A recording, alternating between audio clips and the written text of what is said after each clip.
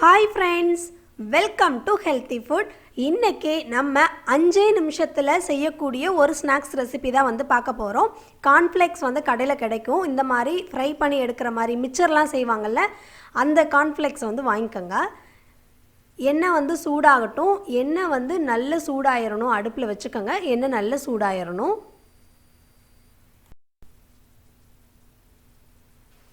இப்போது நல்ல சூடானதுக்கு அப்புறமா இந்த மாதிரி ஒரு கரண்டியில் வச்சு உள்ளே வச்சுக்கிறேன்.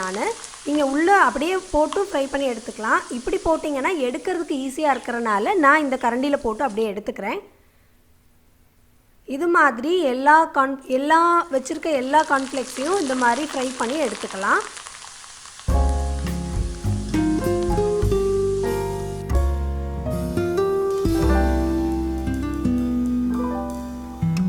அதுக்கப்புறமா 2 டேபிள் ஸ்பூன் கடலைப்பருப்பு, இதை வறுத்து எடுத்துக்கலாம். நல்ல கலர் மாறினதுக்கு அப்புறமா எடுத்துக்கலாம். இப்போ கலர் மாறிடுச்சு, எடுத்துருவோம். எண்ணெய் நல்லா வடிச்சிட்டு எடுத்துக்கோங்க.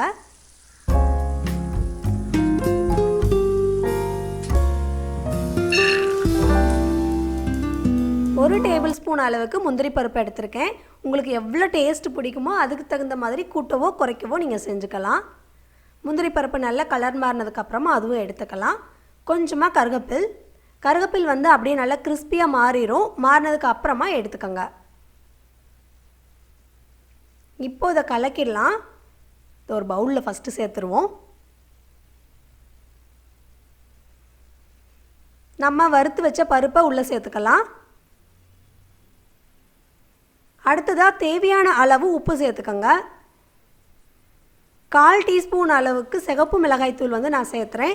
இது காரத்துக்கு தகுந்த மாதிரி சேர்த்துக்கோங்க. குழந்தைங்களுக்கு கொடுக்குறீங்க அப்படின்னா அதுக்கு தகுந்த மாதிரி சேர்த்துக்கோங்க காரத்துடைய அளவு.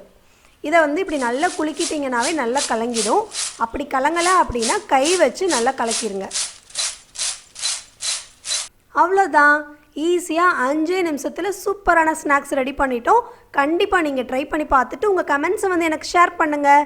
இதுவரையும் நம்ம சேனலை சப்ஸ்கிரைப் பண்ணாதவங்க கண்டிப்பாக நம்ம சேனலை சப்ஸ்கிரைப் பண்ணுங்கள். தேங்க்ஸ் ஃபார் வாட்சிங்.